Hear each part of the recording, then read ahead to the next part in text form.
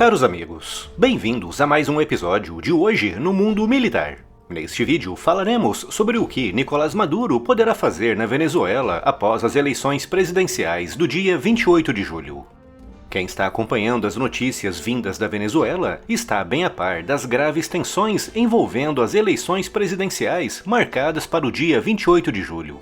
Tudo começou há muitos meses, com Nicolás Maduro iniciando o processo de afastamento dos seus principais opositores políticos, com destaque para Maria Corina Machado, cujo direito de se candidatar foi cassado por 15 anos pelos tribunais controlados por Maduro. Além de ser cassada, Maria Corina foi perseguida e agredida diversas vezes, com muitos dos seus assessores e membros da sua equipe de campanha tendo sido presos por Maduro. Em seguida, foi a vez de Corina Yoris, a sua sucessora política, que foi impedida de fazer o seu registro no site do governo devido a um misterioso problema que afetou apenas ela.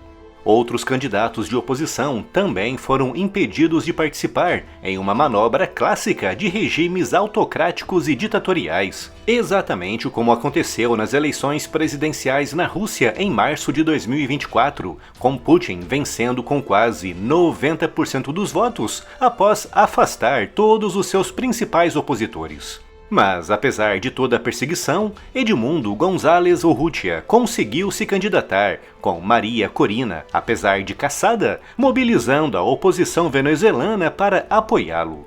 Como consequência disso, faltando agora poucos dias para as eleições, muitas pesquisas indicam uma vantagem de mais de 60 pontos para a candidatura de Edmundo González. Uma vantagem tão grande que levou Maduro a fazer uma grave ameaça, dizendo que se não vencer as eleições, haverá guerra e um banho de sangue na Venezuela. Sites independentes de notícias foram bloqueados, com Maduro distribuindo ataques até mesmo contra fiéis aliados como Lula da Silva. Em resposta à ameaça de banho de sangue e guerra, Lula disse ter ficado preocupado, com Maduro dizendo em um comício que se alguém está preocupado, então é só tomar um chá de camomila. Em seguida, Maduro atacou o sistema eleitoral brasileiro, levando o TSE, que tinha sido convidado a acompanhar as eleições na Venezuela, a recusar o convite. Nem mesmo Alberto Fernandes, ex-presidente da Argentina e um dos maiores representantes da esquerda sul-americana, escapou da ira de Maduro, que o desconvidou de acompanhar as eleições, após o ex-presidente argentino ter demonstrado preocupação com a ameaça de guerra.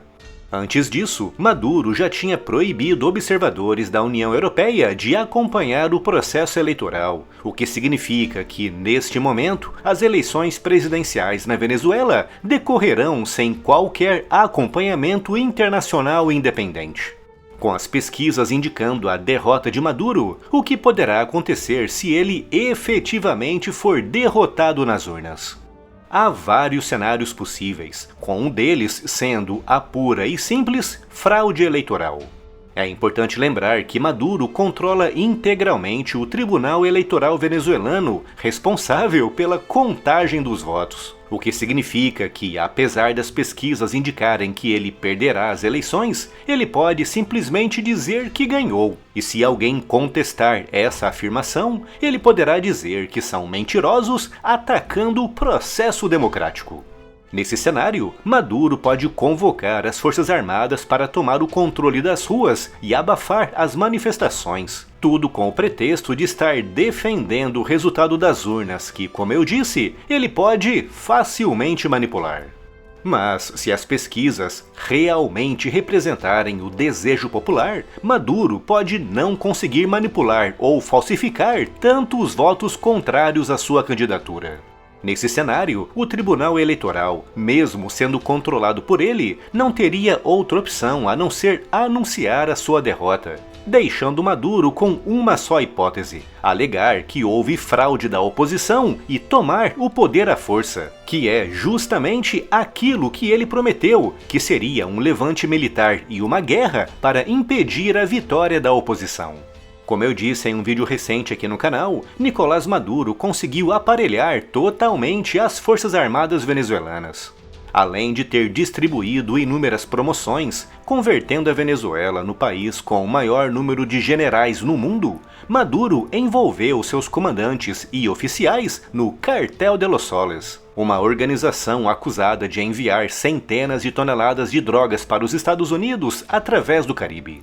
Ao fazer isso, Maduro alcançou dois objetivos importantes. Garantiu um fluxo constante de dinheiro para os bolsos desses comandantes e, tão importante quanto isso, envolveu diretamente esses militares em uma organização de tráfico internacional. O que significa que se Maduro for derrubado ou se for simplesmente derrotado nas eleições, todos esses comandantes militares deixarão de ganhar milhões de dólares e poderão ser presos, julgados e condenados pelo crime de tráfico internacional, com muitos deles arriscando-se até mesmo a extradição aos Estados Unidos, com o Departamento de Justiça norte-americano oferecendo recompensas milionárias pela prisão desses homens. Portanto, esses militares sabem que enquanto Maduro estiver no poder, ninguém poderá tocar no multimilionário negócio venezuelano do tráfico internacional de drogas. Com isso atuando como um grande e poderoso incentivo para que façam de tudo para impedir a queda do atual regime. Isso mostra claramente que as Forças Armadas venezuelanas estão 100% ao lado de Maduro e que estão apenas à espera da ordem para atuar no sentido de impedir a sua queda do poder. Não podemos nos esquecer que o aparelhamento das instituições venezuelanas não começou com a subida ao poder de Nicolás Maduro em 2013. Começou em 1999 com a subida ao poder de Hugo Chávez. Portanto, são 25 anos de corrupção e aparelhamento estatal na Venezuela, com Chávez e depois Maduro, colocando em cargos estratégicos exatamente as pessoas que eles sabem que poderão contar em caso de ameaça ao regime. Um exemplo perfeito disso é o Supremo Tribunal, o responsável pela cassação por 15 anos dos direitos eleitorais de Maria Corina. Cada tribunal, cada delegacia, cada quartel, cada empresa estatal ou repartição pública tem, na sua chefia, uma pessoa que jurou lealdade a Maduro e que está lucrando muito com isso. Isso serve para mostrar que retirá-lo do poder não será fácil e que o futuro da Venezuela, que já não era muito animador, conseguiu se tornar ainda mais sombrio.